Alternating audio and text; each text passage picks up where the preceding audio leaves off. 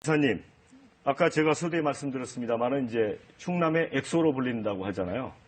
그 으르렁이라는 이제 유명한 그 노래가 있는데 가끔씩 부르십니까? 아니요, 그 노래 어려워서 전 못 부릅니다. 네, 저도 그 노래는 부르지 못하고요. 네, 왜 그 엑소라는 별명이 지어졌습니까? 저도 잘 모르겠습니다. 어허. 어느 날 네. 자고 일어나니까 엑소가 돼버렸습니다. 근데 엑소가 굉장히 인기가 있다는 건 아시죠? 예, 그 나중에 알았습니다. 요즘은 또 방탄소년단에 좀 밀린다는 얘기는 있는데 네. 뭐 여전히 인기가 좋은 그룹이죠. 자, 오늘 서울시장이죠. 박원순 서울시장이 사실은 이제 당내 이제 경선 룰 협상하는데 참여를 안 했었는데 돌연 사퇴를 해버렸지 않습니까? 자, 가장 큰 원인이 어디에 있다고 보십니까? 지사님이 보시기에. 네. 아무래도 박원순 시장님께서 네. 현재까지의 많은 그 예비 경선 과정에서 네. 경선에 이제 네. 참여를 하는 것이 적합지 않다고 최종 판단을 내리셨지 않았겠습니까? 네. 본인이 생각하셨던 그 결과가 나오지 않았기 때문 아닌가 싶은데요. 네. 하여튼 안타깝습니다. 같이 네. 그동안 경쟁을 네. 또 경선 구도를 짜다가 네. 그렇게 사퇴를 하시니까 마음이 네. 좀 섭섭합니다. 네, 이제 박원순 시장님이 이제 경선 대열에서 이제 물러섰기 때문에 당내 이제 경선에 참여하는 분이 여러 분이 있지만 사실상 이제 1강 2중 구도다. 문재인 전 대표님하고 이제 그 이재명 성남시장 안지사님 이렇게 이제 재편이 됐는데 자, 이제 이런 상황이면 오히려 그 당내 경선 구도에 있어서 더 유리해졌다고 보십니까? 이런 구도 자체가? 최종적으로는 네. 그 결선 투표까지 가는 것이기 때문에 네. 좀 더 많은 분들이 참여를 네. 해서 경선하는 것이 네. 더 경선에 보는 재미도 있고 국민 네. 여러분께서도 다양한 어떤 네. 가치나 방향들을 보실 수 있었을 터인데 네. 그런 점에서는 좀 안타깝습니다. 유불리에 대해서는 잘 모르겠습니다. 네. 근데 이 질문은 제가 꼭 드리고 싶은데, 뭐 아직 이제 당내 경선이 끝나지 않은 상황이고, 후보 등록도 계속 받고 있는 상황이어서 좀 조심스럽긴 합니다만은, 현재 상황으로 보면, 뭐, 문재인 전 대표께서 1등을 할 가능성이 가장 높아 보이고, 뭐 설령 이제 1등을 하더라도 과반수를 넘어서느냐, 넘어서지 않느냐, 이런 문제가 있지 않습니까? 만약에 과반을 넘지 못했을 경우에 이제 당내에서 결선 투표를 하지 않습니까? 그러면 이제 이재명 시장하고 지사님이 예를 들어 이제 지사님 예를 들어 만약 3위를 했다. 그러면 이재명 시장을 밀어주실 생각이 있으신가요? 오히려 그것은 가정 질문이기 때문에 네. 저는 이제 경선이 시작되면 네. 문재인 대표님이 현재 가지고 있었던 대세론적인 어떤 지지 기반도 네. 각 후보들이 던지고 있는 어떤 비전에 따라서 당원들과 국민 여러분들이 새롭게 판단하실 거라고 생각을 합니다. 저는 2017년 민주당 경선에 네. 기적과 돌풍을 몰고 자신 있습니다. 그러면은 이제 지사님 말씀은 지금 문재인 전 대표의 대세로는 막 반드시 꺾을 수 있다 이렇게 자신하시는 거죠? 예, 자신 있습니다. 네. 어떤 근거를 좀 제시를 하실 수 있겠습니까? 예, 저는 제가 가지고 있는 소신과 비전이 2017년 또 지난해 광화문 촛불광장에서 보여주셨던 국민들의 새로운 대한민국의 미래 비전에 적합하다고 생각을 합니다. 저는 그런 확신을 가지고 있습니다. 새로운 정치를 원하십니다. 새로운 대한민국을 원하십니다. 민주주의 정치를 통해서 이 대한민국의 위기를 극복해달라는 그 국민들의 요구에 네. 저의 도전과 제가 가지고 있는 소신은 저는 분명히 많은 지지를 얻을 것이라고 그렇게 확신을 가지고 있습니다. 네. 자, 그렇다면 지금 이른바 이제 문재인 대세론 민주당 안에서 자, 이제 시장님은 돌풍을 일으켜서 이제 꺾겠다 이렇게 말씀을 하셨잖아요. 그러면 이제 시청자들이 많이 보고 계시잖아요. 자, 문재인보다 내가 더 이 부분을 잘할 수 있다. 강점 뭐다? 뭐로 말씀을 하시겠습니까? 저는 30년 민주주의 정당 정치의 원칙을 갖고 훈련 받아왔습니다. 아마 정당 경력으로는 제가 가장 오랜 선배일 것입니다. 네. 또 그리고 이 정당 정치 과정에서 원칙과 희생, 헌신, 그리고 의리를 지켜왔습니다. 그리고 또한 가장 극단적인 여소야대, 또 민주당을 한 번도 찍어보지 못한 않은 충청남도에서 지방정부를 지난 7년 동안 이끌어왔습니다. 네. 저는 그 지방정부를 이끌어오는 7년 동안 줄곧 또 최근에는 전국 17개 시도 중에서 가장 높은 도민의 지지와 사랑을 받고 있습니다. 네. 대한민국을 이렇게 이끌고 하면 되는 거 아니겠습니까? 우리가 서로 간에 정파와 정견이 견해가 다르다 할지라도 민주주의는 결국 공존과 통합의 리더십을 이끌어내야 합니다. 지금 국민들이 원하는 것은 네. 서로 간에 다른 견해와 정책을 갖고 정정당당하게 경쟁하고 그 경쟁의 결과로서 국가의 통합을 그 통합을 이뤄낼 수 있는 리더십을 요구합니다. 저는 그런 점에서 네. 저는 문재인 후보의 대세론 네. 그 이상의 네. 정권 교체 그 이상의 비전을 국민 여러분들께 보여드려 왔다 이렇게 말씀을 드립니다. 네. 통합의 리더십 강조를 하셨고요. 정권 교체를 넘어서는 비전을 제시하겠다고 말씀을 하셨어요. 그래서 이 질문을 좀 안 드릴 수 없는데 오늘 이제 경선에서 이제 도중 하차한 박원순 시장께서 문재인도 청산 대상이다. 패권을 지적을 했거든요. 이 부분에는 공감을 하십니까? 지금 친문, 이 패권이라고 하는 지적에 대해서는 저는 동의하지 않습니다. 네. 지금 현재 더불어민주당은 전당대회를 통해서 선출된 추미애 대표와 최고위원회가 효과적으로 당을 이끌고 있다고 저는 믿습니다. 네. 다만 당내에 다수파와 소수파가 있을 수 있습니다.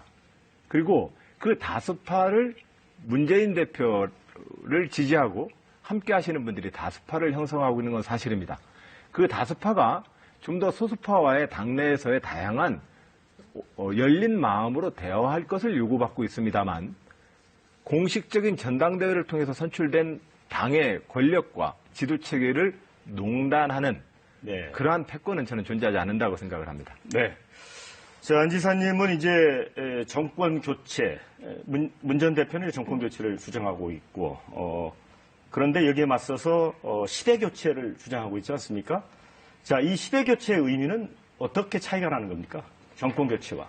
예, 지금 각종 여론조사에서 보면 문재인 전 대표님을 비롯해서 이재명 시장님, 누구를 민주당의 후보로 내세우더라도 정권 교체는 거의 비슷한 비율로 가능하다고 여론조사가 네. 나오고 있습니다. 그런 점에서 우리는 이번에 정권 교체가 예. 정권 교체 그 이상이어야 한다고 생각을 합니다. 단순하게 새누리당으로부터 이제 민주당으로 정권이 넘어오는 것이 아니라 새로운 형태의 정부 운영과 정부의 역할들을 해내야 합니다. 저는 그런 점에서 단순하게 복수혈전식의 정권 교체가 돼서는 안 된다. 또한 그리고 그동안 대한민국이 보여줬었던 네. 낡은 대한민국의 운영 질서 그리고 민주주의의 정치적 리더십의 낡은 지휘력을 극복해야 된다고 생각을 합니다. 네. 저는 그런 점에서 시대교체를 그렇게 의미합니다. 중앙집권 시대로부터 자치분권 시대로 가자고 제안합니다. 네. 또한 안보, 외교, 통일 등 5천만 명의 국가적 공익을 놓고 정파를 뛰어넘어서 우리가 좀 단결을 하는 그런 지휘력을 발휘하자. 이제까지 대한민국은 안보, 외교, 통일 등 중요한 국가적인 미래의 전략에 대해서 네. 정파적으로 너무 분열되어 왔습니다. 저는 그러나 5천만 명의 생명과 재산이 걸려있는 중요한 국가적 전략이 정파와 정당에 의해서 분열되는 것은 그것은 그런 국가의 민주주의 이루는 국가의 미래가 어둡다. 그리고 국민들이 지적하는 것은 바로 그러한 분열과 정쟁의 민주주의로부터 네. 새로운 통합의 리더십을 만들어 달라는 요구가 새로운 시대 교체의 요구라고 생각을 합니다. 네, 또 통합을 강조를 하셨습니다. 그렇다면 자, 시대 교체 안에 문재인 전 대표도 포함이 됩니까? 대상에? 시대 교체 대상에. 시대 교체라고 하는 것은 어떤 하나의 가치의 변화를 요구합니다. 네. 저는 그것을 지난 국가주도형 대한민국 운영 시스템, 저는 그것을 박정희 체제라고 얘기합니다. 박정희 대통령 시대에 이끌었었던 그런 대한민국의 국가 운영 체제를 극복하자라고 제안을 네. 하고 있습니다. 네. 그리고 또한 정당 문화에 있어서는 정당의 그동안 김대중, 김영삼 총재가 이끌었었던 정당의 민주주의의 한계를 극복하는 새로운 정당의 민주주의 리더십을 네. 전환하는 것. 그렇기 때문에 거기에 문재인 대표가 시대교체의 대상이 된다고 생각하지는 않습니다. 네. 자, 이제 일각에서는 안희정 지사는 차차기를 노리는 게 아니냐. 예를 들어 경선 과정에서 예를 들어 페이스메이커 역할에 그칠 것이다. 이런 얘기들을 하는 분들도 있거든요. 반박하시겠습니까? 링에 오르면서 지려고 오르는 선수는 네. 없습니다. 저는 이번에 꼭 승리하기 위해서 도전합니다. 그리고 차차기라고 말씀을 하시는 그 덕담에 대해서는 감사하게 듣겠습니다. 그러나 다음의 기회가 모두에게 또한 저를 위해서 기다릴 거라고 생각하지 않습니다. 네. 언론 인터뷰에서 문재인 전 대표의 그 유약한 이미지는 좀 극복해야 된다. 이런 거를 언급하신 것 같습니다. 문재인 전 대표의 리더십에 대해서 장점과 단점을 말씀하실 수 있겠습니까? 그런데 저는 네. 이 문재인 대표에 대한 비평은 정치평론가들이 좀 하면 안 될까요? 네, 네. 저는 제 소신을 갖고 저를 대통령으로 이 기회를 주신다면 저는 대한민국을 어떻게 하면은 대한민국을 어떻게 이끌 것인지에 네. 대한 저의 소신을 좀 물어봐 주셨으면 좋겠습니다. 네, 그러면요. 저는 부드러운 상대 질문. 후보에 대한 네. 저의 그 비평과 분석이 네. 저의 소신을 대신할 수 없다고 생각합니다. 자, 이 질문을 제가 들은 이유는 이제 아까 말한 그 많은 사람들이 갖고 있는 문재인 전 대표하고의 관계, 뭐 이런 측면에서 질문을 드린 겁니다. 네. 이해를 해주시고요. 자, 이색적인 대권 출마 선언을 하셨어요. 폴라티 입으시고 네. 또 5시간 동안 직문직답을 하지 않았습니까? 이 폴라티는 어느 분의 아이디어였습니까?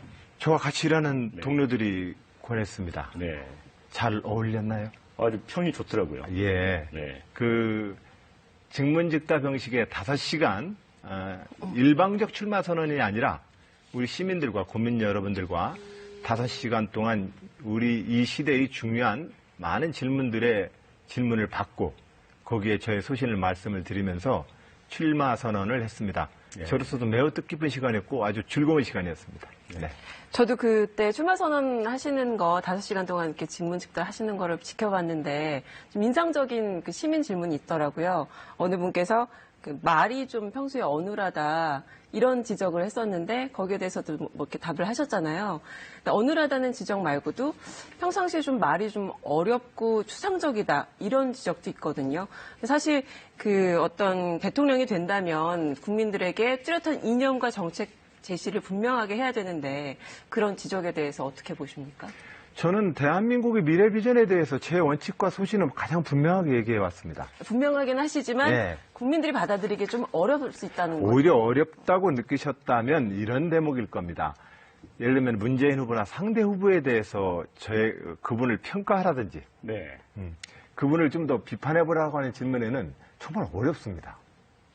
저는 정치에서 경쟁한다는 것이 상대와 싸워서 이기는 게 아니라고 생각을 합니다. 시대와 자기의 소신과 비전을 갖고 시대와 국민에게 선택을 당하는 길인데 그것이 왜 상대방을 깎아내리는 쪽의 논쟁이 돼야 되는지 저는 그 질문 앞에 설 때마다 굉장히 당황합니다. 그래서 제가 거기에 대해서 얼른 대답을 못하면 그 문재인 대표 도와주러 나왔느냐라는 답이 돌아오고 네. 그리고 또 거기에 대해서 분명하게 대답을 못하면 좀 말이 어눌하다고 얘기하시는 거 아닐까. 그러나 대한민국이 현재 처해 있는 안보외교 통일에 있어서의 사드의 문제라든지 사법부의 독립과 관련되어진 사법부의 심의 의결에 대한 심사에 대한 확실한 존중이라든지 대한민국이 지금 가져야 될 중요한 정책에 대해서는 저는 분명하게 저희 입장을 밝혀왔습니다.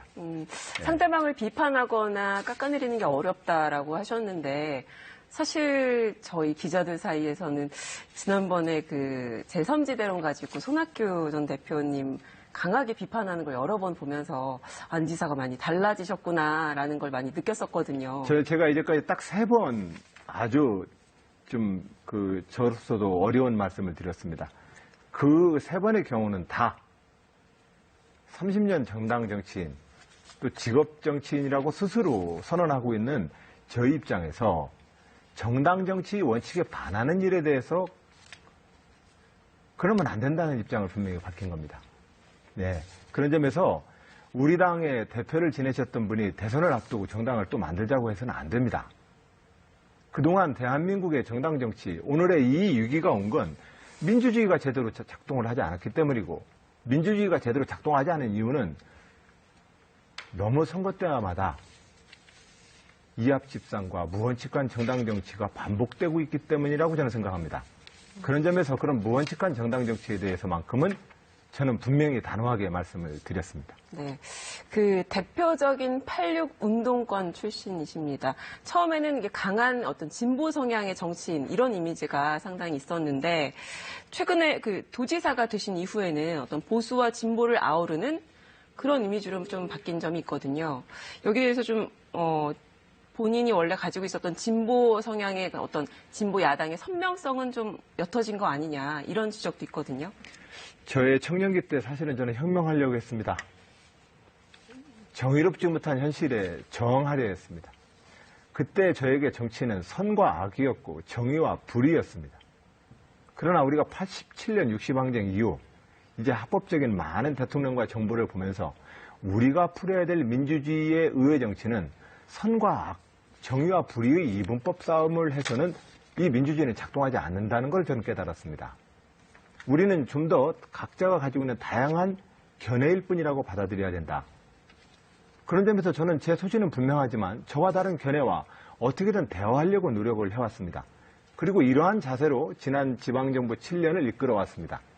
결과는 도민 여러분들이 처음과 달리 386 과격한 도지사가 와서 걱정했는데 지방정부를 잘 이끌었다고 사랑받고 있습니다. 저는 그것이 민주주의의 국민이 원하는 새로운 정치라고 생각을 합니다. 그러면은 그때 출발 서전 때도 말씀하신 새로운 진보라는 거는 어떤 겁니까? 우리 대한민국 정치가 지금 진영으로 너무 나눠서 싸웁니다. 예를 들면 노동시장 유연화 정책. 노동시장 유연화 정책을 반대하면은 진보이고 그것을 찬성하면 기업주의이기 때문에 보수일까요? 저는 그렇게 생각하지 않습니다. 과거 자본과 노동이 대립했던 20세기까지의 진보 보수는 그것이 보수일 수 있고 그것이 진보일 수 있었습니다. 그러나 현재에서 산업의 패턴이 이렇게 빨리 바뀌는 현실에 있어서 평생 고용을 보장할 수 있는 직장은 없습니다. 그런 점에서 우리는 어떠한 형태든 간에 노동 유연화 정책, 고용시장 유연화 정책을 채택 안 할 수가 없습니다. 그러나 고용시장 유연화 정책이 우리에게 몰고 오고 있는 비정규직과 파트타임 근로자들의 그 억압과 노동 착취에 대해서는 우리 뭔가 대책을 좀 세워야 합니다. 저는 이 대책을 세우자라고 하는 것 속에서 진보와 보수를 새롭게 정립하자고 제안하는 겁니다. 기존의 노동시장 유연화 정책 자체를 가지고 찬성 반대하는 것으로 진보 보수가 머물러 있으면 그것은 낡은 정치입니다. 그러나 현재의 노동시장 유연화 정책이 가져오고 있는 우리 모두의 임금 생활자들과 시민들과 중산층의 붕괴를 어떻게 막을지에 대해서 논의하는 것, 그 과정에 우리는 서로 다른 정책을 갖고 새로운 진보와 보수를 해야 된다. 예를 들면 그런 겁니다. 그래서 저는 새로운 진보와 보수 그리고 낡은 과거의 정치로부터 좀 결별하자고 제안하는 겁니다. 뒤에서 좀 더 자세히 여쭤보긴 하겠지만 이런 말씀을 하셨어요. 그 사드 배치 문제 관련해서 정부 협상을 존중해야 한다. 또 삼성 이재용 부회장의 구속영장 기각에 대해서는 법원의 판단을 존중해야 한다. 이게 약간 그 기존의 다른 야권의 대선 주자들과는 상당히 결이 많이 다른데 좀 오른쪽으로 치우쳐져 있다. 이런 얘기도 있고요. 네, 그렇군요. 선거공학적으로 고려하지는 않았습니다. 민주주의의 원칙으로 판단을 했고 제가 살고 있는 이 대한민국과 조국의 역사에 충실해서 판단했습니다. 저는 임진왜란부터 이제까지 우리 역사에 있어서 속에서 안보와 외교, 국방의 문제에서조차 정파로 나뉘어서 서로 다른 견해로 분열을 했기 때문에 우리 역사의 모든 불행이 왔다고 생각을 합니다. 개항기 때도 마찬가지입니다. 개항기 때 명성황후가 옳았냐, 대원군이 옳았냐, 김옥균이 옳았냐, 전봉준이 옳았냐라고 따지는 것은 무의미합니다. 나라가 망했거든요. 저는 그런 점에서 안보, 외교, 국방 분야에 있어서 초당적인 어떤 지휘력을 우리가 확보해야 된다. 바로 그런 측면에서 지금 현재 찬성과 반대쪽으로 미국과 중국의 이 세계 지투 체제 내에서 우리가 국가가 국론이 분열된다면 우리는 100년 전 그 슬프고 원통한 역사를 또 반복하게 됩니다. 저는 그런 점에서 진보 진영에 있어서 저는 제가 박근혜 대통령이라면 저 사드를 이렇게 안 했을 겁니다. 네. 어떻게 그러나 말씀하십니까? 네. 전임 정부가 이미 한미 전략군사동맹 차원에서 합의한 것을 다음번 정부를 이끌 지도자들이 선거를 앞두고 찬성 반대로 네. 싸우는 것 자체가 저는 문제라고 봅니다. 사드 문제는 어떠한 형태가 됐든 이 한반도가 미국과 중국의 이 해안과 대륙 세력의 세력 틈바구니에 끼어가지고 고통당하는 쪽으로 우리가 외교 군사 노선을 걸으면 안 됩니다. 그러나 또한 우리가 존중해야 되는 것은 미국이 제2차 세계대전 이후에 전 세계 질서에서 미국이 차지하고 있는 헤게모니적 그 질서가 가져오는 평화의 가치에 대해서 우리는 존중해야 합니다. 그래서 이 사드 문제의 본질은 북핵 문제 아니겠습니까? 그렇죠. 네. 북핵 문제를 풀어야 합니다. 네. 국제연합과 유엔의 제재에 대해서는 유엔 회원국으로서 우리도 함께 동참을 해야 되겠으나 네. 핵심은 남북 대화와 미북 대화를 이끌어내야 합니다. 자, 그렇게 말씀을 하셨으니까 오늘 그 민주당 대선 후보 1호 등록자 이제 최성 일산 시장 아시죠? 이분이 그 북한은 이제 핵을 전면 포기하고 한국, 미국, 중국 등 이제 국제사회는 북한의 대규모 경제 그 지원 원조를 실시하자. 이게 이제 과거 김대중 정부 때 구상했던 이 포괄적인 일괄 타결 방안입니다. 만약에 대통령이 되신다면 이런 정책을 추진을 하시겠습니까? 우선은 네. 트럼프 대통령이 이끌고 있는 미국의 새 행정부가 이 동북아시아에 대한 전략 기조를 어떻게 운영하는지를 좀 우리가 살펴봐야 합니다. 네. 그것이 가장 중요한 변수입니다. 네. 그리고 또한 우리는 남북 대화를 통해서 북한의 정권이 실질적으로 어떠한 대화를 요구하는지에 대해서도 우리는 탐색을 좀 하면서 네. 방안을 내야 된다고 생각을 합니다. 네. 저의 유일한 기준은 기존의 진보보수라는 이 진영 싸움이 선입견에 있지 않습니다. 5천만 우리 국민들의 재산과 생명과 그 안전에 단 1cm라도 유익하고 유리한 일이 있다면 저는 그 길로 갈 것입니다. 네, 지금 이제 말씀해 주신 걸 보면 이게 통합적으로 이렇게 말씀을 해 주시니까 약간 좀 구체적인 거를 궁금해하는 분들은 조금 좀 답을 좀 추가로 요구를 할 것 같습니다. 예를 들어, 예. 자, 개성공단이 지금 이제 폐쇄돼 있고 금강산 관광도 이제 중단된 지 상당한 시일이 흘렀지 않습니까? 만약에 이제 뭐 대통령이 되신다면 그런 문제는 어떻게 풀어 가시겠습니까? 남북 대화를 통해서 네. 평화와 교류가 네. 우리의 유일한 길입니다. 네. 평화와 교류를 해 가야 합니다. 그러나 지금 현재 북핵, NPT에 탈퇴한 북핵 실험 이후 네. 국제사회와 유엔은 북한에 대한 제재를 결의하고 있고 네. 그 제재와 압박 수위를 이제까지 유지해오고 있습니다. 네. 이 상태에서 일방적으로 대한민국의 지도자가 그 개성공단을 풀겠다고 얘기하기가 쉽지가 않습니다. 그러니까 국제공조와 같이 가면서 네. 현실적인 방안을 찾는다. 그렇습니다. 그런 당연히 말씀이시죠? 교류와 번영을 향한 교류의 활동을 계속해야 된다는 것은 네. 어김없는 기조입니다. 네. 저는 그런 점에서 김대중 노무현 대통령의 10년을 바라봤던 우리 사회의 보수 진영의 걱정이 있었습니다. 네. 왜 맨날 퍼주기만 하느냐고 늘 걱정했습니다. 그러나 이명박 박근혜 대통령이 이끌어왔던 그 9년 동안의 대북 국제 외교 노선이 네. 아무런 대책이 없다는 사실도 증명된 거 아닙니까? 네. 저는 그런 측면에서 교류와 번영을 향한 우리의 노력은 기조를 유지를 해야 돼. 네. 유지를 하되 국제사회 속에서 준하는 대북 제재 수준에 우리가 함께 동참하는 문제, 또한 네. 북한 인권에 대해서도 국제수위 수준 사회 내에서의 함께 공조를 맞춰나가는 일은 우리 대한민국의 진보 보수가 서로 간에 공통의 목표를 가지고 합의할 수 있는 문제라고 생각을 합니다.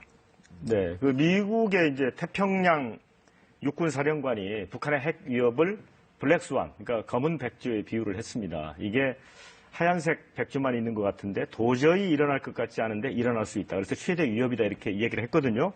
지사님은 북한의 핵 고도와 핵 위협에 대해서 어느 정도나 위험성이 크다고 보시는지요? 그 문제에 대해서 북한이 실질적으로 어느 정도 네. 수준의 핵과 그 핵을 실어 날릴 수 있는 ICBM 등 이동 매개체를 어느 네. 정도 수준에서 개발했느냐는 네. 많은 군사 전문가들도 현재의 수준에 대해서 반신반의하고 있습니다. 그러나 네. 국제사회적으로 북한이 핵실험을 통해서 핵을 실질적으로 네. 실험을 통해서 보유하고 있다는 사실에 대해서 국제적으로는 네. 전반적으로 그 북한의 핵 문제를 네. 위험한 상황으로 인정하고 있습니다. 네. 다만 그 북한이 핵을 보유함으로써 북한이 얻고자 하는 그 이득이 뭔지 또 네. 우리는 이 상황을 어떻게 하면 한반도의 비핵화 프로세스라고 하는 최종의 결론을 이끌기 위해서 네. 우리는 어떻게 노력해야 될지가 차기 정부가 지금 노력해야 될 가장 중요한 과제 아니겠습니까? 네. 네네. 자, 이 안보 관련해서 질문 하나 더 드리겠습니다. 네. 그 지난해 그 주 영국 주재 북한 공사를 하다가 이제 귀국한 태영호 공사 아시죠? 그분이 아마 오늘인 것 같습니다. 외신 기자들과 만나서 북한의 인민 봉기가 확산될 조짐이 있다. 그래서 외부에서 한국을 포함해서 이제 서방 세력이 정보 유입을 USB나 여러 가지를 통해서 해야 된다라고 주장을 했거든요. 이게 사실은 어찌 보면 이제 북한 정권에 이게 개입을 하는 건데 이런 주장에 대해서는 어떻게 생각하십니까? 14 남북 공동성명에서부터 네. 6.15, 14 그리고 노태우 대통령의 77 남북 선언까지 기본은 네. 서로 간에 존중하자는 거였습니다. 네. 비방하지 말고 존중하자는 네. 거였습니다. 이 존중과 비방하지 말자는 대원칙을 우리 대한민국 정부는 지켜야 합니다. 네. 그리고 그 속에서 북한 내부의 민주화운동과 인권 문제에 대해서는 국제사회와 함께 보조를 맞추는 정도일 거라고 생각합니다. 그리고 어떤 경우든 간에 남북 간의 폭력적인 전쟁의 양상 또 폭력적인 어떤 급변 사태를 안정적으로 이끌어야 합니다. 네. 네. 자, 이제 사드 배치와 관련해서 중국이 사실 이제 한국에 대해서 많이 보복을 하고 있지 않습니까? 화장품이라든가 여러 가지 차원에서 이 다차원적인 이제 보복을 하고 있는데, 자, 이 문제는 아까 말씀드린 대로 이제 미국과의 이제 한미 동맹 차원에서 사드 배치 문제에 대해서 우리가 또 어떻게 입장을 바꿀 수 있는데 한계가 있고, 근데 중국은 굉장히 또 그 부분에서 반발하면서 압박을 하고 있고, 이 문제는 만약에 대통령이 되신다면 어떤 식으로 해결을 하실 것 같습니까? 우선 트럼프 대통령과 시진핑 네. 주석을 만나서 각자의 이해관계를 네. 정확하게 파악해 보겠습니다. 네. 이 문제는 외교 전문 관료들의 판단도 중요하고 군사 네. 전문가들의 전문적 판단도 중요합니다만 최종적으로는 이 아시아 권역을 네. 미국은 어떻게 관리할 것인지에 대해서 그 전략이 대한민국에게 위협이 되지 않도록 네. 한미 동맹 간의 합의를 얻어내는 것이 가장 중요합니다. 네. 예, 그걸 통해서 우리가 오랫동안 염원해온 우리 대한민국을 주변한 이 동북아시아의 다자 평화 구도를 만들기 위해서 저는 노력하겠다는 말씀 올립니다. 네. 자, 위안부 합의 관련해서도 좀 여쭤보고 싶은데요. 일부 이제 대선 주자들은 합의를 무효하겠다 이런 주장도 있고 여러 가지가 있습니다. 10억엔을 되돌려주겠다 이런 주장도 있고 안 지사님은 이 부분은 어떻게 보십니까? 일단은 전쟁 범죄와 인권 피해에 대해서는 네. 정부 간 협상으로 그것을 없던 일로 만들 수가 없습니다. 네. 전쟁 범죄는 시효가 없습니다. 네. 그런 측면에서 저는 전쟁과 침략 그리고 전쟁 범죄의 지난 과거사에 대해서는 네. 저는 전 세계적으로 그것을 풀어내는 유일한 방법은 진실 앞에 화해하는 길밖에 없습니다. 네. 저는 지난 세기 일본이 침략 전쟁으로 인해서 아세안 많은 국가와 지역에서 인권의 탄압과 네. 인권의 유린과 그리고 살인 행위가 있었습니다. 이것에 대해서 우리는 아시아 모든 국제적인 공조를 통해서 민간 차원의 진실을 밝히고 네. 화해에 이르는 활동을 끊임없이 지원할 것입니다. 그러나 현실의 경제와 외교 문제는 또한 다른 영역이라고 생각을 합니다. 네. 대한민국의 정치인으로서 참 어려운 주제입니다. 일본에서 심사참배 한번 사진만 나오면 네. 우리도 뭔가 강경한 얘기를 쏟아내야 되고 네. 일본이 독도에 대해서 한마디만 나오면 우리는 또 독도에 가서 우리의 애국심을 시험해야 되는 이 정치를 계속하고 있습니다. 그러나 이 문제는 대한민국의 이런 구조를 통해서는 대한민국의 미래가 저는 안 열린다고 생각합니다. 네. 저는 일본이 과거사 침략 전쟁에 대한 진실을 통한 화해는 아시아의 모든 우리 아시아의 각 국제적인 어떤 공조를 통해서 진실을 밝히고 화해에 이르는 길을 이끌어내도록 노력하겠습니다. 그러나 현실의 경제, 외교, 군사 문제에 대해서는 좀 더 높은 수준의 네. 한일의 협력 관계를 이끌어내도록 저는 국민 여러분들께 한일 관계를 이 투 트랙으로 좀 이끌게 허락해 주십시오라고 좀 부탁드리고 있습니다. 네. 그러면 이제 얼마 전에 이제 그 합의가 된 한일 군사 정보 보호 협정 이 건도 이제 같은 동일한 수준에서 생각을 하시는 건가요? 그것은 아시아에 있어서의 다자 평화안보 체제라는 네. 미래의 구상에 들어가야 합니다. 네. 저는 한미일이 군사동맹을 통해서 미국의 중국의 대중국 봉쇄 전략을 한미일 군사동맹이 목표로 한다면 그것은 이 아시아 지역은 중동에 의해서 또 다른 분쟁 지역이 됩니다. 네. 그러나 그것은 사실은 현실적으로 대한민국의 안전과 이익에도 부합하지 못할 뿐만이 아니라 미국이 이끌어야 될 21세기 새로운 질서가 될 수 없습니다. 네. 지금 미국에 있는 많은 중산층과 미국의 많은 서민들의 삶은 메이드 인 차이나를 통해서 그들의 임금이 보장되고 있는 거 아니겠습니까? 네. 지난 동서 미소의 냉전 체제에 다루듯이 지금 미중 관계는 갈 수가 없다. 네.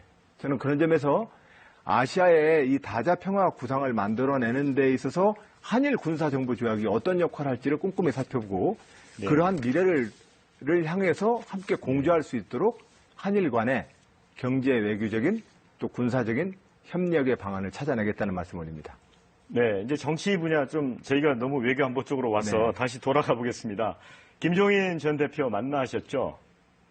김종인 전 대표 만나셨습니까? 예, 종종 뵙습니다. 네, 최근에 어떤 말씀을 하시던가요? 평소에 보면 김종인 전 대표는 우리 안희정 기사님을 엄청 높게 평가를 하시더군요. 예, 그 당내 네. 여러 어르신들께서 네, 저를 무척 이뻐라 해주십니다. 네. 혹시 이제 박원순 이제 그 시장이 이제 대선 이제 경쟁 구도에서 이제 내려왔기 때문에 혹시 그 안희정 기사님을 어떤 비문의 어떤 대안으로 보는 측면에서 그런 말씀은 없으셨습니까?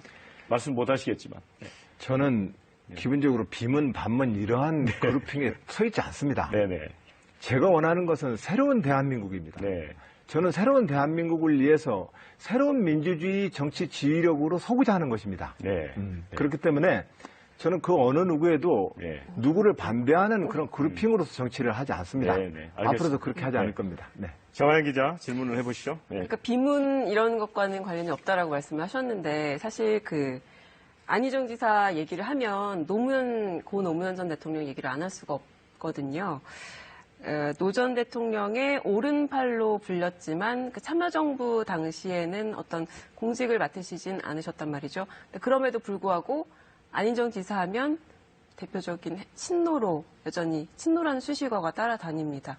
이거는 어떻게 생각하십니까? 저는 민주당의 역사에서 김대중 노무현의 역사를 끝까지 지키고 그 역사를 위해서 헌신한 사람입니다. 그렇기 때문에 저한테 김대중 노무현의 그림자를 지우라는 것은 그건 있을 수 없는 얘기입니다. 그 그림자를 지으라는 게 아니라 네. 어떤 친노라는 그 단어로 대표되는 이미지가 있지 않습니까? 저는 아주 긍정적인 어떤 의미로 친노와 친 김대중, 저는 김대중과 노무현의 역사를 하나로 엮고자 노력했습니다. 지금 현재 우리 민주당의 역사가 김대중의 역사와 노무현의 역사를 자꾸 분열 앞에, 유기 앞에 서 있습니다. 저는 지난 7년 전에도, 8년 전에도 2008년 민주당 전당대회 최고위원회에 도전할 때에도 이 분열의 역사를 막은 바가 있습니다. 그 김대중과 노무현의 역사는 하나이고 민주당의 정체성이라는 것을 강조함으로써 전당대회에 저는 최고위원으로 당선되었습니다. 오늘날에도 지금 현재 국민의당의 분열 이후 김대중의 역사와 노무현의 역사가 다시 분열의 유기 앞에 서 있습니다. 저는 우리 민주당의 역사를 이런 분열의 유기로 그 나락으로 빠지는 것을 저는 막기 위해서 모든 노력을 다하고 있습니다. 그렇기 때문에 저한테 친노라고 하는 것 그 이상의 민주당의 적자이자 장자 안희정이라고 불러주셨으면 좋겠습니다. 네. 그 2002년 노무현 전 대통령 당시 새천년 민주당 대통령 후보 캠프에서 정무팀장직을 맡으셨어요. 이 선거 직후에 이 정치자금법 위반으로 구속이 되셨고요. 기업들로부터 65억여 원 불법 자금을 받았다. 이런 혐의였는데 실형을 살으셨죠. 대선 주자로서 어떤 그 부분에 대해서는 좀 떳떳할 수 있습니까? 저는 대선 자금 수사를 통해서 저에게 부과되어지는 법적인 책임을 다 했습니다. 그리고 그 법적인 책임을 벌을 다 받고 난 이후에도 일체의 공직에 나가지 않았습니다. 네. 그래서 당시 안희정이 어떤 그 십자가를 짊어졌다 이런 말도 있었는데요. 저는 제가 말씀드리고 싶은 건 그런 과정을 통해서 제가 치루었던 그 고통의 시간이 정치자금법 위반이라고 하는 저의 잘못에 대해서 어느 정도 다 갚았다라고 말씀드릴 수 있는지는 송구스럽습니다만 저는 충분히 제가 할 수 있는 만큼의 자기 책임을 다해왔고 또한 전당대회를 통해서 당원으로부터 또 2010년, 14년 지방정부의 도지사로 선출됨으로써 도민으로부터 이미 정치적으로 복권됐다고 생각을 합니다. 네. 그 제가 아까 좀 전에 안희정 지사 하면 노무현 전 대통령을 떠올리게 되고 그런 말씀을 드렸는데 또 노무현 전 대통령 외에도 문재인 전 대표도 함께 이제 연관이 되는 그런 분이신데 그럼에도 불구하고 어떤 두 분과는 다른 안희정만의 그 선명성이 좀 더 필요하지 않냐 이런 지적이 있습니다. 자세히 보이면 다릅니다. 네. 저는 이미 정당 정치의 큰 원칙으로 포용과 통합의 정치를 실천해 왔습니다. 그리고 기존의 진보와 보수라는 낡은 그 이념의 구도를 뛰어넘어서 새로운 민주당의 길, 새로운 진보의 길을 이미 저는 뚜벅뚜벅 걸어가고 있습니다. 저는 그런 점에서 저는 그 어떤 후보보다도 제가 말하는 국민이 요구하는 새로운 정치와 민주주의의 지도자로서 지금 성장하고 있다. 성장해왔다. 이 말씀을 드리고 싶습니다. 네. 지사님, 이번에는 복지 관련 좀 질문을 드려볼게요. 이제 진보하고 보수를 다 이제 뛰어넘는 이제 새로운 리더십을 말씀을 하고 계시는데 제가 혹시 말씀드리는 발언을 어느 분이 했는지 한번 맞춰보세요. 왜 부자에게 밥을 주느냐? 어느 분이 혹시 정치인이 말씀하신 건데 기억을 하시겠습니까? 못하겠습니다. 홍준표 지사가 무상급식에 반대하면서 하신 말씀이고요. 또 한 가지, 과잉복지는 반드시 증세를 가져올 것이다. 또 미래 세대에 무거운 빚을 지운다. 이거는 어느 분이 하신 말씀 같습니까? 이거는 오세훈 전 서울시장이 무상급식 투표에 책임을 지고 물러나면서 하신 말씀입니다. 그런데 그 출마 선언문 보니까 국민은 공짜 밥을 원하지 않습니다. 굉장히 인상적인 거고 그 앞에 이제 논리적으로 설명을 잘 해주셨어요. 자, 이런 부분에 대해서도 많은 분들이 이제 아까 말씀하신 진보와 보수를 뛰어넘는 안희정 지사의 그 이미지를 좀 떠올렸거든요. 자, 어찌 보면 이제 홍준표, 오세훈, 안희정 그 같은 맥락에서 읽힐 수 있는 부분이 있거든요. 그렇다고 제가 말씀을 했는데 괜찮습니까? 이렇게 표현해도? 저는 복지국가를 네. 지향합니다. 네. 그 모든 논쟁은 사실상은 복지에 대한 원칙과 철학을 결여한 채 네. 선거를 앞두고 정쟁식으로 서로 간에 장군 멍군하는 문답에서 나온 말들입니다. 네. 제가 말하는 공짜밥은 없다라고 하는 것은 우리가 말하는 모든 것은 국민이 낸 세금으로 운영합니다. 네. 그렇기 때문에 우리가 하는 모든 재정은 국민들에게 공짜밥일 수는 없습니다. 네.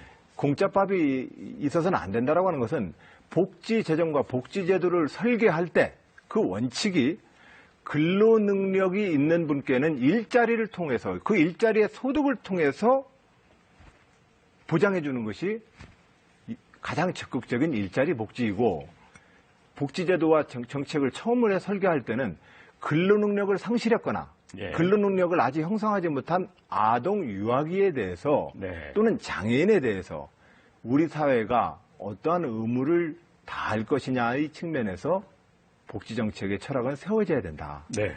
그런 측면에서 복지제도와 복지재정의 재원칙을 다시 천명한 겁니다. 네.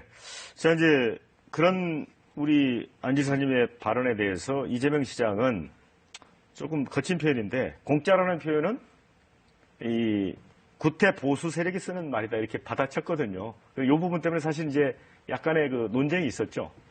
저는 논쟁은 네. 없습니다. 또 논쟁을 그걸 특별히 충분히 그렇게 서운하실 만합니다. 네. 그렇게 제 말씀에 대해서 복지를 강조하시는 분들이 네. 아니 안희정 지사가 왜 저런 말을 했을까라고 서운해할 수 있습니다. 네.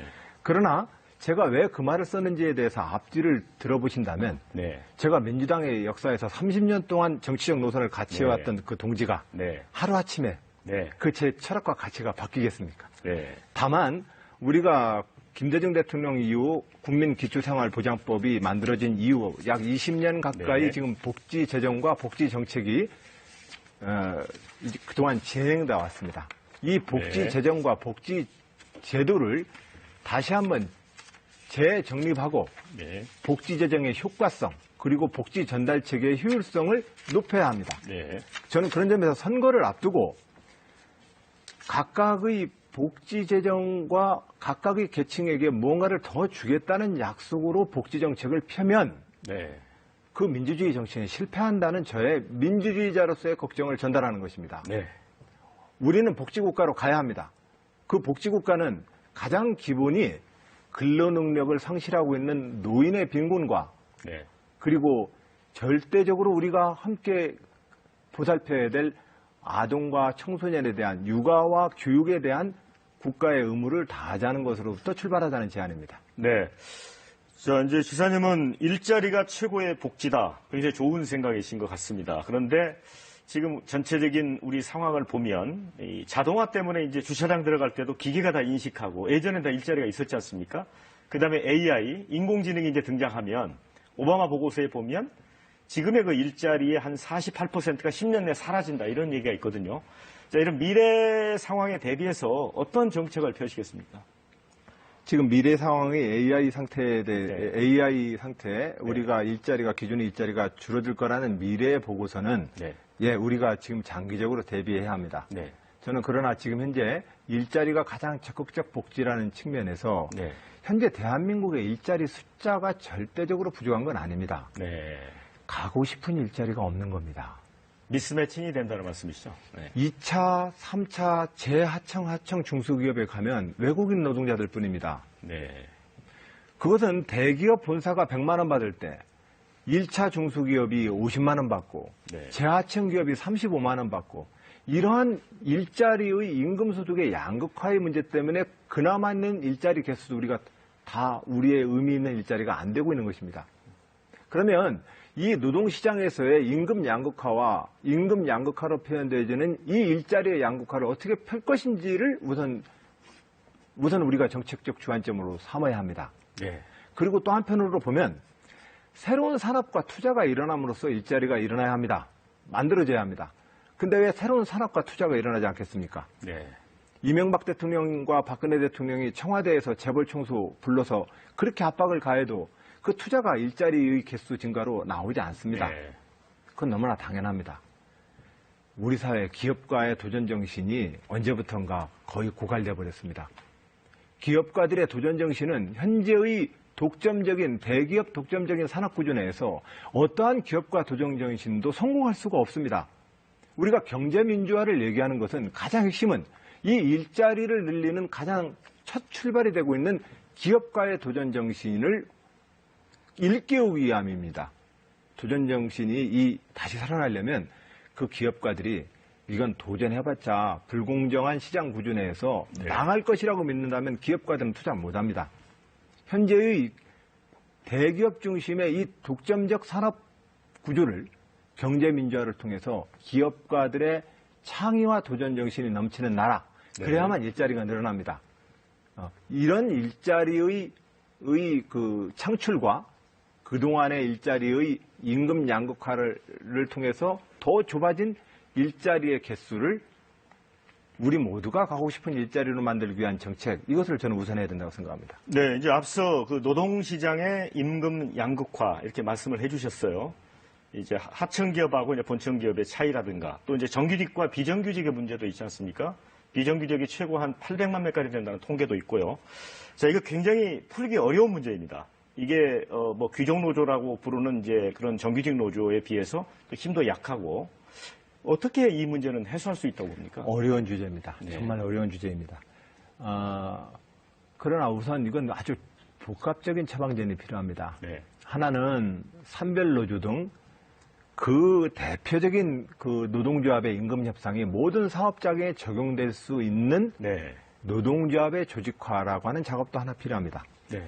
또 하나는 지금 현재 우리가 최저 시급을 정해도 그 최저 시급을 못 주는 소영세 자영업자들이 너무 많습니다. 네. 즉 우리가 임금 가이드라인을 주더라도 중소기업이 그 임금을 맞출 수가 없습니다. 그 이윤구조에서는. 네. 이 이윤구조가 왜 이렇게 만들어졌겠습니까? 중소기업과 중견기업들이 대기업의 이 지배하는 구조 내에서 자기의 이윤을 더 이상 얻을 수가 없기 때문에 그렇습니다. 네. 즉 대기업의 독점적 지위와 그런 구조 속에서 중소기업들이 그 임금을 높일 수 있는 여력이 없습니다. 그러려면 이 중소기업이 어떻게 하면은 자기가 전체적인 구조 내에서 중소기업들의 좀 더 높은 임금을 줄 수 있을 만큼의 이윤 구조를 만들어줄 것이냐. 네. 그것은 중소기업의 혁신 역량에 달려 있습니다. 네. 이 혁신 역량을 높여주기 위해서는 우리가 지금 쓰고 있는 R&D 연간 19조 원가량 되는 이 R&D가 네. 이 중소기업의 자기의 제품에 대한 가격 경쟁력과 교섭력을 높이는 쪽으로 써야지 합니다. 매우 복합적인 처방전이 필요하다는 말씀을 올리고 네. 우리는 이런 과정을 통해서 중소기업과 계열화된 산업 내에서의 이 임금 격차를 줄여나가기 위한 노력을 착수해야 된다. 이 말씀을 드립니다. 네. 자, 정한 기자 질문해 보시죠. 네, 아까 고용 창출에 있어서 어떤 기업의 역할 말씀을 하셨는데 그런 기업가 정신과 이 재벌 개혁의 상관관계 이거는 어떻게 봐야 될까요? 그건 상관관계가 아주 매우 깊습니다. 네. 예, 현재의 대한민국에서 웬만한 뭘 개발을 해도 대부분 지금 재벌과 대기업들의 문어발식 그 계열기업 내에 다 포함되어 있습니다. 그러니까 그 지배구조 내에서 그 기업들의 도전은 성공하기가 매우 어렵습니다. 아주 박한 이윤이 보장되어지는 봉급사장으로 전락하기 늘 그런 현상이 반복되고 있습니다. 그런 점에서 기업가들의 도전 정신과 창의가 넘쳐 흐르려면 그 기업가들의 도전과 창의를 넘쳐 흐르게 하는 두 가지 요소. 하나는 내가 이 경쟁을 통해서 대박 낼 수 있다. 나도 제2의 정주영과 이병철이 될 수 있다라는 시장의 공정한 경쟁 질서를 잡아줘야 되고 또 하나는 과학기술과 R&D를 통해서 새로운 산업과 상품에 대한 기술력을 높여줘야 합니다. 우리가 더 이상 카피 전략으로 일본과 미국 거 카피해서 성실 근면 값싼 노동력으로 따라잡던 그런 산업 구조는 아닙니다. 이제 더 이상 그 전략으로는 대한민국의 일자리가 만들어지지 않습니다. 그러려면 뭔가 우리는 새로운 산업과 새로운 상품을 만들기 위한 과학기술에 기반한 혁신 역량이 필요합니다. 기업가의 도전정신, 과학기술에 기반한 새로운 혁신 역량. 예, 이런 것들이 기업가들의 그 도전을 가능하게 만들 거라고 생각합니다. 최근에 이제 법인세 인상 관련해서 목소리가 높은데요. 안 지사님은 법인세 인상 구체적으로 몇 % 인상해야 된다 이런 의견 어떤 의견 있으십니까? 우선은 세금을 더 거두려면 그 돈 어디다 써야 되는지 먼저 말해야 되는 거 아닙니까? 정부가 이러이러한 살림과 쓰임새가 있습니다, 국민 여러분. 그래서 돈을 더 거둬야 되겠습니다. 돈을 더 거둬야 되겠는데 현재의 구조로 보면은 법인세에서 조금 이렇게 더 거둘 수 있고 부가가치세에서 조금 이런 여력이 있고 이렇게 국민 여러분께 설득 말씀을 드려야 되지 않겠습니까? 밑도 끝도 없이 법인세 몇 프로 올리자라고 하면 당장 논쟁이 OECD 평균이 얼마고 시류세율이 얼마고 이 논쟁하다가 또 날셉니다. 그리고 기업들은 기업들대로 또 못 살겠다고 그러고. 그러니까 정부가 어떤 일을 하는데 어떤 재정 수위가 필요합니다를 먼저 말하고 그리고 나서 국민들의 그 동의하에 우리는 세금을 그럼 효과적으로 어디에서 더 증세할 수 있는지를 논의하는 게 순서다. 저는 그런 점에서 국민들께 어떠한 정부가 쓰고자 하는 재정 지출 수요에 대해서 먼저 소상하게 설명을 드리는 것이 우선이라고 생각합니다. 알겠습니다. 경제 문제는 이쯤 여쭤보기로 하고요. 개헌 관련해서 개헌에는 찬성 입장인 걸로 알고 있습니다. 그래서 조금 헷갈리는 부분이 일전에 이 민주주의의 과제는 제도의 문제가 아니라 어떤 운영 능력의 문제다. 그러니까 제도 개혁보다는 어떤 운영 리더십이 더 중요하다. 이런 말씀을 하셨는데 이게 어떤 의미인지. 제왕적 대통령제 폐해라고 하는 부분에 대해서 제가 그리 대답을 드렸습니다. 현재의 우리의 헌법도 사실상은 우리의 낡은 정치 문화 때문에 더 꼬이는 것이라고 저는 믿습니다. 그러나 저는 앞서 말씀드렸던 것처럼 오래전서부터 헌법 개정에 대한 주장을 해왔습니다. 우리가 지금 헌법 개정의 필요성을 저는 그렇게 말씀을 올립니다. 중앙집권 국가로부터 자치분권 국가로 가야 한다고 저는 주장해왔습니다. 그것이 제왕적 대통령제의 폐해의 가장 큰 문제입니다. 대통령 한 분 뽑아놓고 우리 지역에서 대통령을 배출하지 못해서 우리 지역 발전에 손해봤다는 수준에서 우리가 대통령 선거를 치르고 국회의원 총선거를 치른다면 이 나라는 계속 분열되게 되어 있습니다. 그럼 결과적으로는 우리 지역에서 대통령 안 나왔기 때문에 우리 지역이 낙후됐다는 얘기를 우리는 반복할 것입니다. 그리고 그것에 기반해서 현재 대한민국의 정당 정치가 작동하고 있습니다. 이 구조로는 국가의 공익을 위해서 어떤 합의도 못 만들어냅니다. 저는 이 국가의 분열을 극복해야 되는 것이 지금 가장 중요한 문제이고, 이 문제를 위해서 우리는 우리 지역에서 대통령 안 나와서 우리 지역 손해봤다라고 하는 이 이야기를 원천적으로 그 불공정을 막을 수 있는 자치분권 시대로 가자. 그리고 현재의 제왕적 대통령제의 폐해 내에서 제가 운영의 묘라고 얘기했던 것은, 현재의 헌법도 총리를 국회에서 과반을 점하는 다수파가 인준을 안 해주면 총리 임명이 안 됩니다. 그런데 현재까지는 제가 대통령 됐으니 제 사람 좀 총리 추천하면은 통과를 시켜주십시오. 통과를 안 시켜주면 대통령 일 못하라고 방해하는 거 아닙니까? 이 수준에서 싸움을 계속했습니다. 그러나 현행 헌법 체제로 본다면 의회의 과반을 점하는 다수파와 국정을 협치하라고 있는 것이 현재 헌법이라는 말씀드립니다. 지사님. 자, 이제 트럼프 대통령이 이제 업무를 시작했지 않습니까? 그런데 오늘 보니까 미국 다우 지수가 처음으로 2만을 돌파했습니다. 이게 일자리하고 이제 성장에 대한 더 친시장 행보와 관련이 있다, 이런 이제 분석 외신 기사들이 나오고 있고요. 그런데 보면 지지도는 사실 38%인가로 시작을 했어요. 그런데 또 오바마 대통령은 퇴임했는데도 거의 뭐 지지도가 60%에 육박했지 않습니까? 자, 지지도하고는 다른 또 시장의 반응이 있거든요.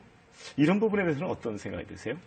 시장의 반응이 그 정치 지도자들의 네. 태도 때문에 오는 것도 있고, 네. 시장 자체의 순환 사이클 때문에 오는 네. 경우도 있습니다. 네. 예를 들면 클린턴 대통령 때 미국 경제는 매우 좋아졌습니다. 네.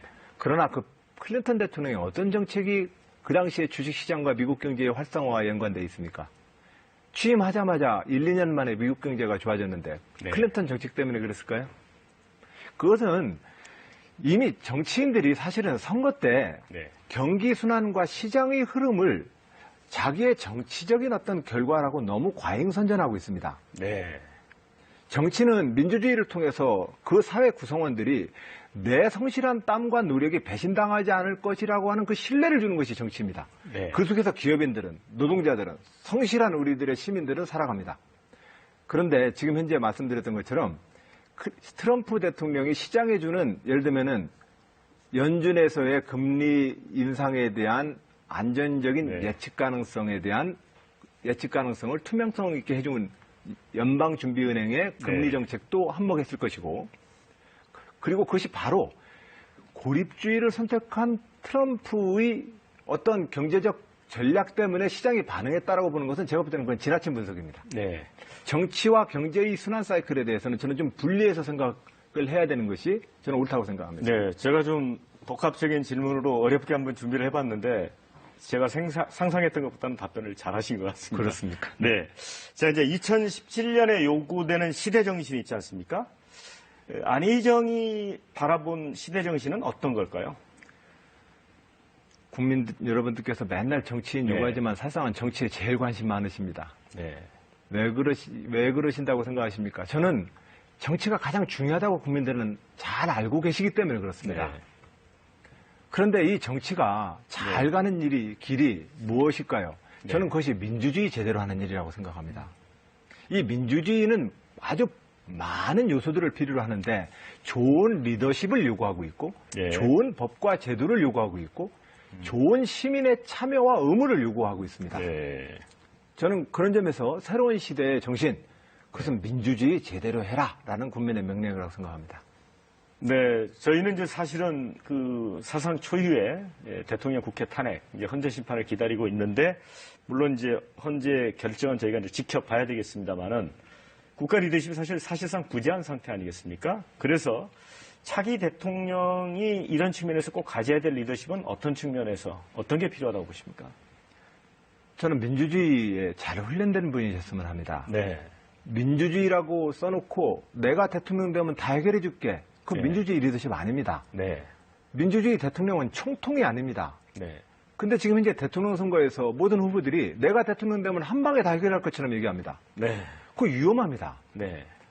어차피 많은 것들은 의회의 토론을 통해서 법과 제도를 정비를 해야 되고 네. 또 많은 우리 시대의 과제는 노사 합의라든지 시민의 참여라든지 우리 모두가 참여를 통해서만 더 나은 나라로 갈 수 있습니다. 네. 그런데 현재 많은 선거 때마다 많은 정치인들이 나를 뽑아주면 모든 것이 일거에 다 해결할 것처럼 얘기합니다. 네. 그것은 제가 볼 때는 거짓말이라고 저는 봅니다. 네.